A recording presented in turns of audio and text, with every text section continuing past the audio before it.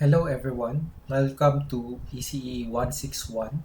This is lecture 12, IIR filter design. Once again, my name is Tolentino and let us start this lecture. So, in today's lesson, this will be the outline. Okay, we want to be able to design an IIR filter using our analog filters. Okay, we discuss some common analog filters in practice. And then the last two topics will be discussed on the next video, which is basically how do we transform our analog frequency response to the digital domain, and basically how do we, for example, we design a low-pass prototype filter, how do we transform them to certain other types of filters, for example, high pass, band pass, etc. So let us start. First, IIR filter design using analog filters. Okay, once again, we've discussed FIR, right? FIR is finite impulse response. It has basically the desirable property of having a linear phase. Okay, but in this case, again is IIR is again infinite impulse response. Basically, we have an infinite duration impulse response. Okay. So we decide these kinds of filters from analog filters because analog filters have, okay, why analog filters? Because analog approximation techniques are highly advanced. Okay. And actually, they usually yield closed form solutions already. So these kinds of filters, we see them in our circuits, okay, like the Butterworth, the Chebyshev. So they usually yield closed form solutions. And we have an extensive tables already for analog filter design. So, and actually many applications require the digital simulation of analog filters. So it just makes sense that if we want to create a digital filter, we start discussing first what is an analog filter. Okay, from analog filter, we then translate it to the digital filter. Okay, so now let us first define the transfer function. So again, since we are in the analog domain for now, we are in the S domain, right? If we are in the analog domain, time is continuous, okay, and the transfer function is in the S domain using the Laplace transform, okay, and then we have this rational function, okay. We have uh, we have zeros and we have poles, okay. If we have this transfer function, and for example we want to design a digital filter, right? Okay, we must convert this function to h of z. Okay, we must convert h of s to h of c, but we have to consider the following implications. Okay, the j omega axis, once again in the s domain, okay, the j omega axis corresponds to our frequency, right? If you could recall, S is sigma plus j omega. The j omega axis is our frequency domain in that time, in continuous domain or in the continuous time sense, right? So omega here is frequencies, and those frequencies should map to the frequencies of the z-plane. Recall, if we have a z-plane, the set of frequencies is at the set of points in the unit circle, right? So this one should map to this one. At the same time, the left hand, okay, so just review of stability. We've already know, right, from the previous discussions of ECE 161 that for us to have a stable system in the Z domain, okay, all poles should be inside this unit circle. We already know that. But for review, um, what is that what does that translate to in the time domain or in the analog domain? Okay, if you could recall, in I think this is triple E147. For us to have a stable system, stable H of S, stable in the analog domain, the poles in the S plane should be here on the right hand or the left hand side our of the j omega axis. So that means this plane here should map to the plane, okay, to the plane here, okay. So the left half plane of the S plane should map into the inside of the unit circle in the Z plane. So that translates here, okay. LH, this is the S plane, this is the Z plane. This one should map here, and then this line here, but if you could recall, this one is our Fourier transform, CTFT, continuous time Fourier transform. This one is our DTFT. When we evaluate the Z domain at unit circle, that is DTFT. And then we evaluate the S plane at the omega axis, that is CTFT. So that must mean that if we have CTFT, that the transformation from analog to digital domain is that CTFT must be also the DTFT on the other side. Or basically, what am I saying? This one should map into this circle here. Okay, we will know later that we have some trade-offs, or this is not entirely possible in a sense. Okay, but can we do that?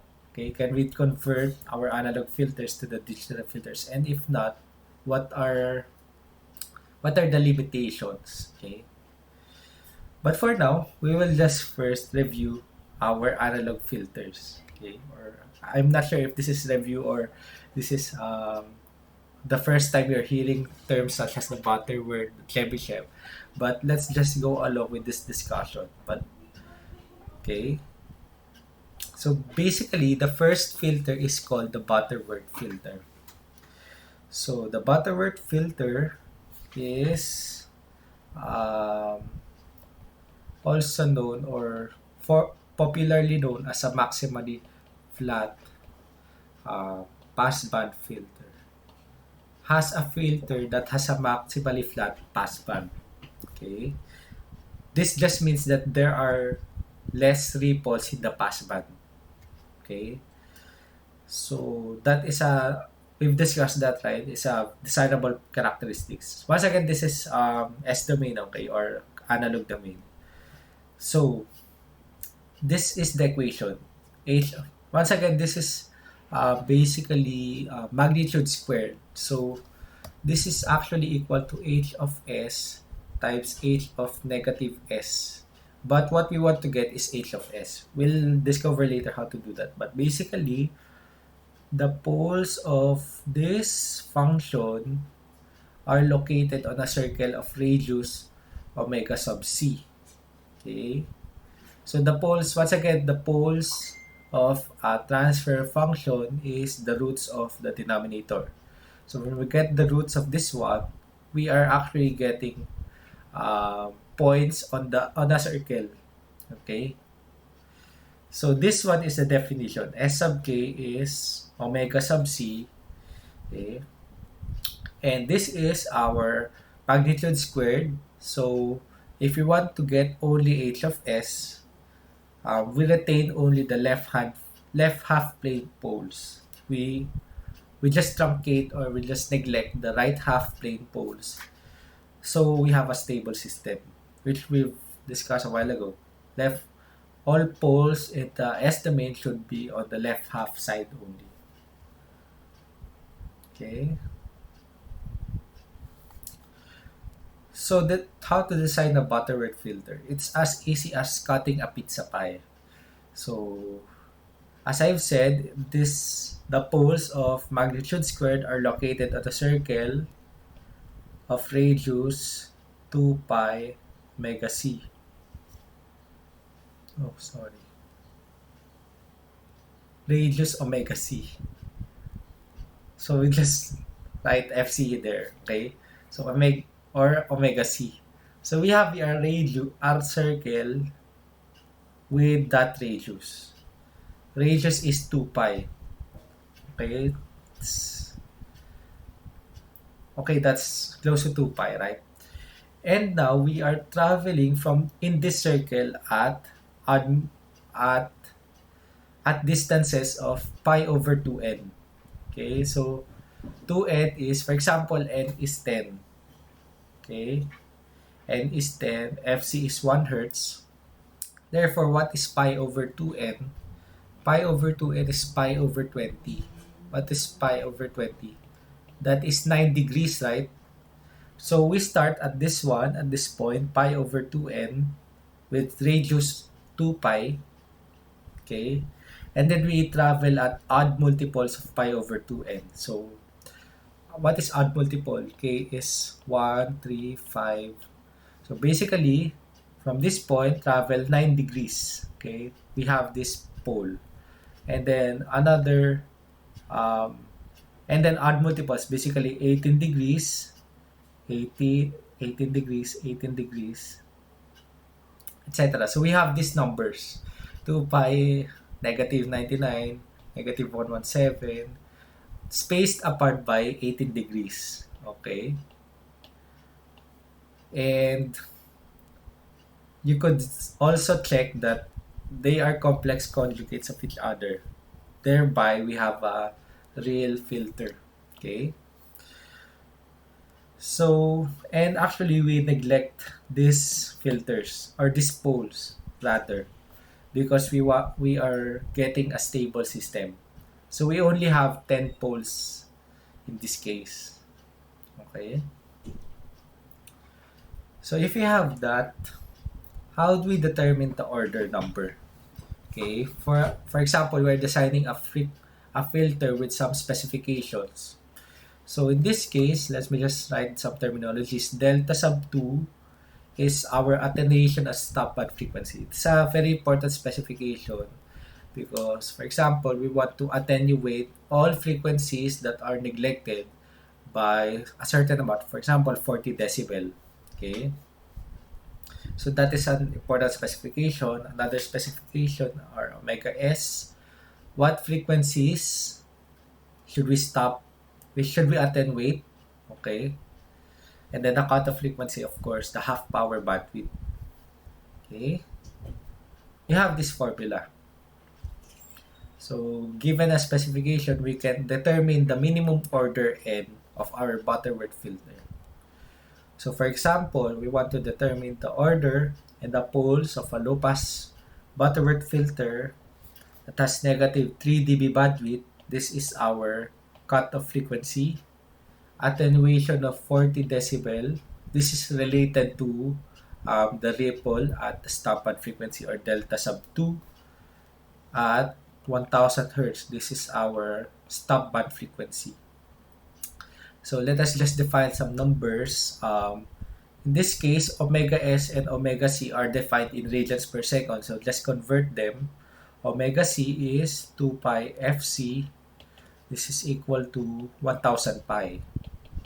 And then omega s is 2 pi fs. This is 2000 pi. Right? How about attenuation? Okay, this is the attenuation is 20 log delta 2 is equal to negative 40. We have negative 40 attenuation, 40 decibel.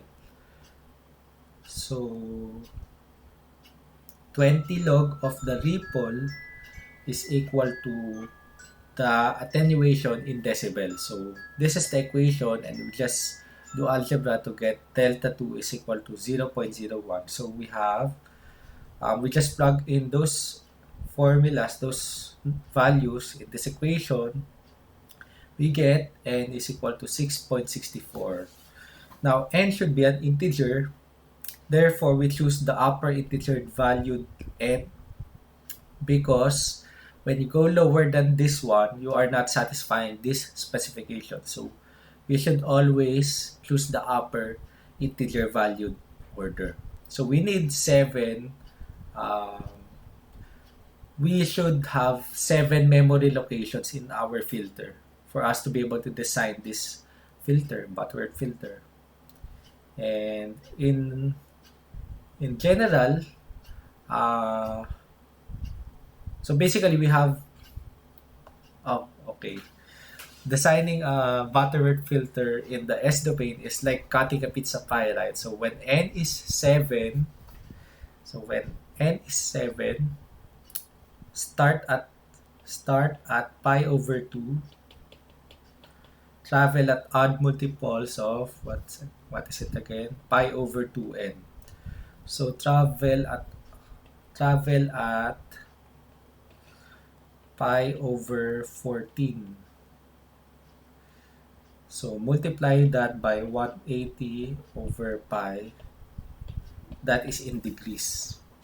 So start here and then travel, okay, at odd multiples pala. Odd multiples of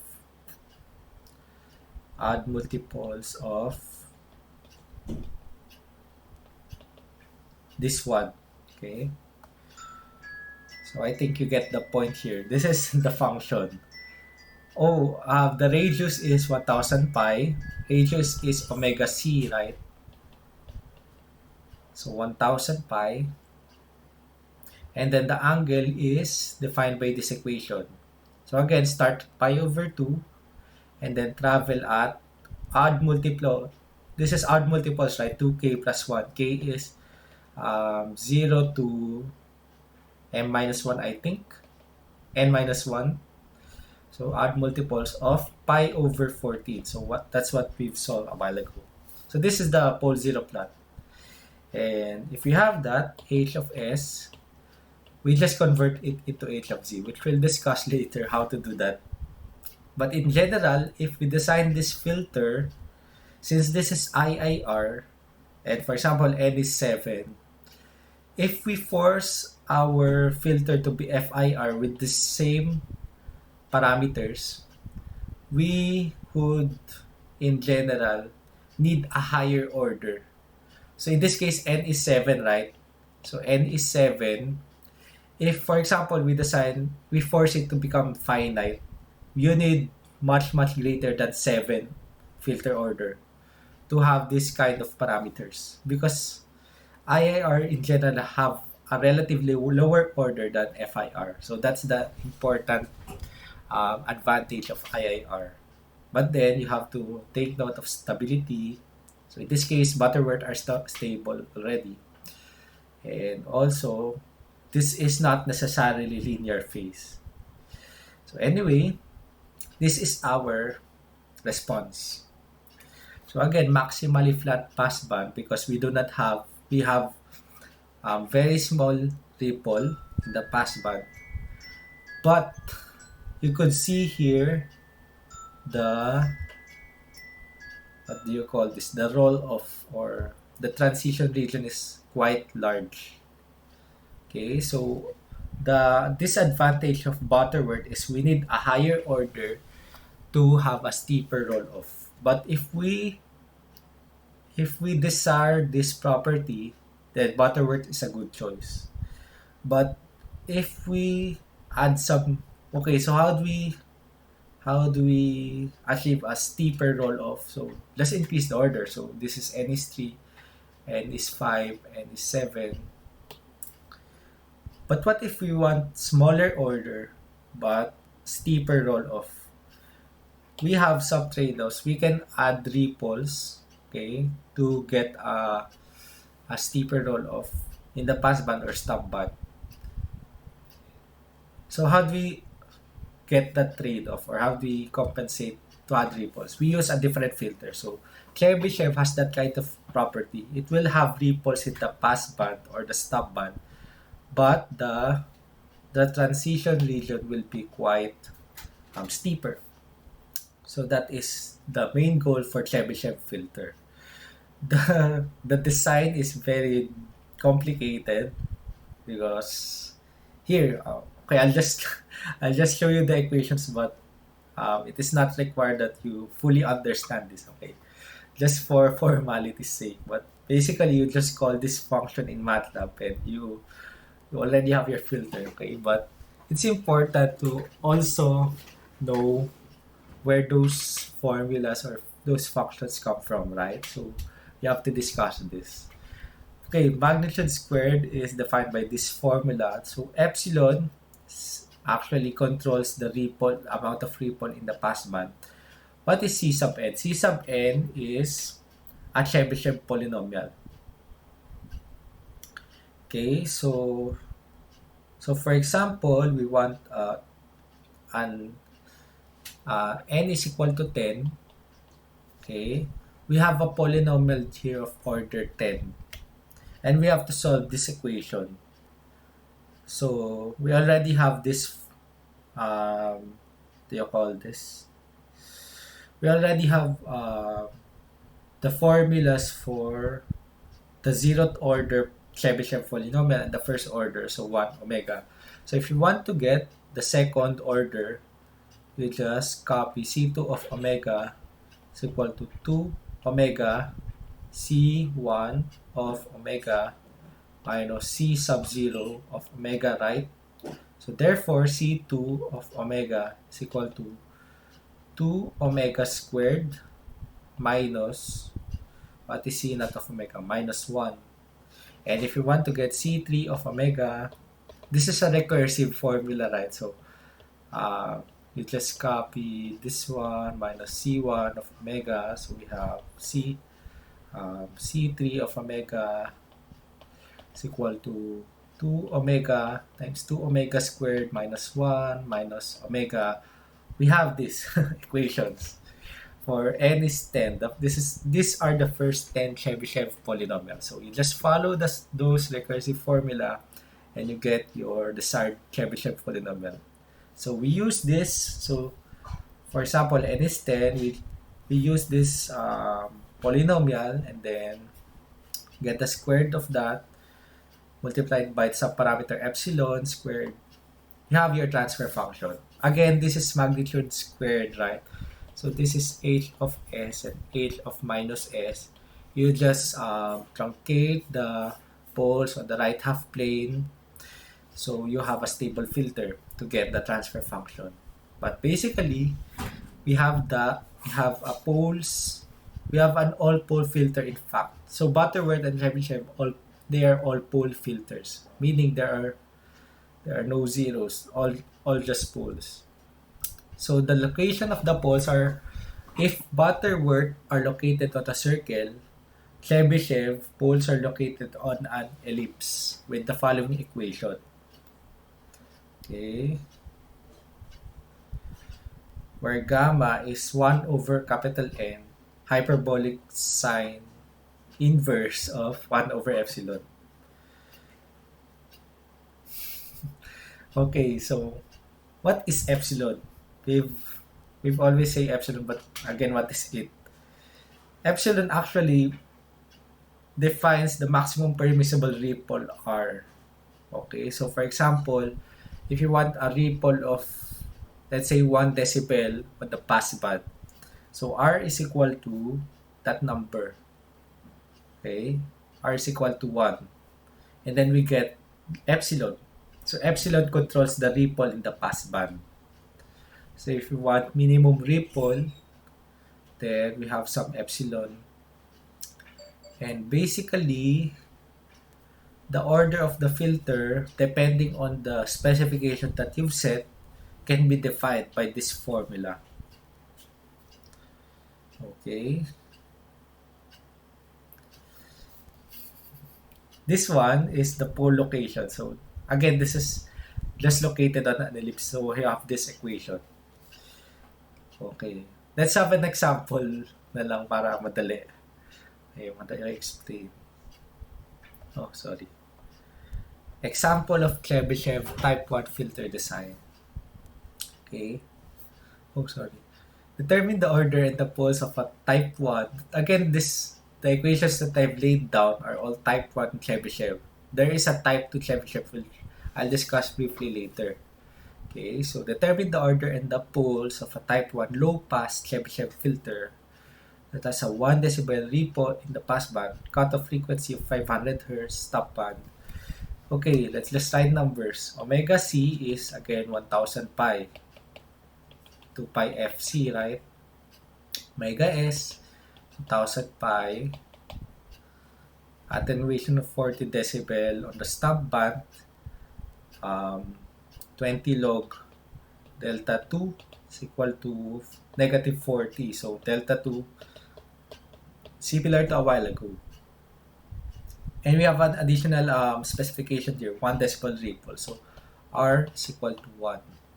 So we use epsilon here. The formula is 10 to the R over 10. So we have this value. Okay. We have 40 decibels. So we've already solved that a while ago, 0.01. And now we can actually use this formula already. Right? Because we have delta, which is defined by the ripple or the amount of attenuation in the stop band, and epsilon, which is defined by the ripple. We have omega S on omega P. So substitute. So delta, let me just write it again. Delta 2, right? Delta 2 is 1 over square root of 1 plus delta squared.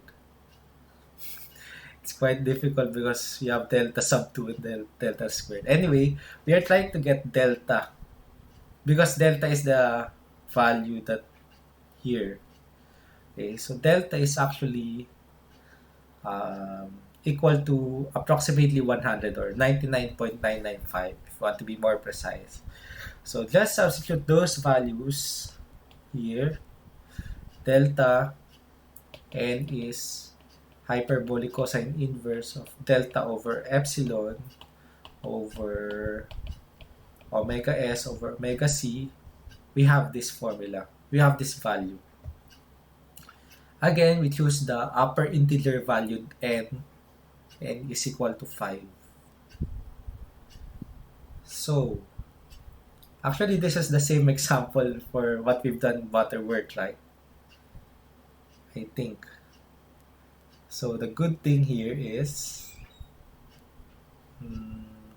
we have a lower order for Chebyshev, but then we have a ripple of around 1 decibel in the passband.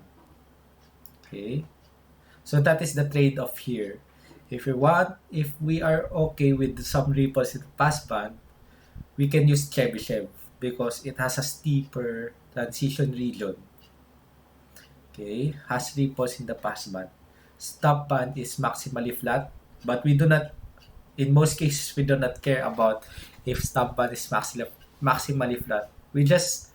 What we care about the stop band is the amount of attenuation. Okay, the maximum is 1, delta 2. But we do not care about this ripple. Okay. So can we make the ripples instead of the passband? Put it here. So that is Chebyshev type 2. Chebyshev type 2 is another type of Chebyshev, obviously, but it contains ripples in the stop band. Okay. However, the roll-off is less steep than Chebyshev type 1. Okay. So, but the important advantage here is the absence of ripples in the passband. So, we can have a maximally flat passband as well for Chebyshev type 2. Okay. And lastly, basically, what if you want ripples on both? So, we have the steepest roll-off. So, that is actually called the elliptic filter. Elliptic filter contains ripples in the passband and the stop band, but it has, you could see here, it's almost instantaneous, right? So it has the steepest roll-off. So to summarize, actually for further reading, I want you to visit this link. Okay. Um, this is and you could actually, this link is very helpful because this is from MathWorks. Therefore, you could code it easily. There are sample codes already there, so you could see it firsthand, the filter shapes. But basically, this is the summary. There's another filter actually, it's called the Bezel, but I do not include this because we cannot design IIR from Bezel filters. Okay? But basically, these four filters have the following characteristics. If you want a maximally flat passband, okay, we can choose Butterworth. Okay? The problem with Butterworth is the roll-off. Okay? But if you want a roll-off with some ripples, the passband or stopband, we can apply Chebyshev or elliptic filters. Okay? With elliptic being the steepest. In the expense of having ripples in both passband and the stopband. Okay, in summary, um, if you want to design IIR digital filters, we must start with an analog filter. Okay? Because analog filter is basically advanced already. It's a very mature field basically. And the design is actually already available through tables, right? So we have an analog filter. We can design IIR digital filters by just transforming H of S into H of C. And what do we have? What do we want from an analog filter? It should have a maximally flat passband and a steep transition region. Okay. Different types of analog filters can be chosen from depending on the application. So if you want a very selective filter, so for example, radio stations, right? You have very limited bandwidth available. If you want to have a lot of radio stations, you should have a very selective filter there, okay? So that there will be no interference from other stations. So we can choose this type of filter, steepest, with the expense of having some ripples. Basically, some frequencies are attenuated, some frequencies are amplified. But that's okay because amount of ripple, we can set it by the amount of order. So the main takeaway here is just design according to what you have. So for example, according to what is available. So for example, you have less memory, okay? So what kind of filter are you going to choose from? And you want a selective one. So we can choose elliptic, Chebyshev. Okay, so in the next video, we have not actually discussed how to transform from H of S to H of C. So that is the topic for the next part of this lecture. So see you there.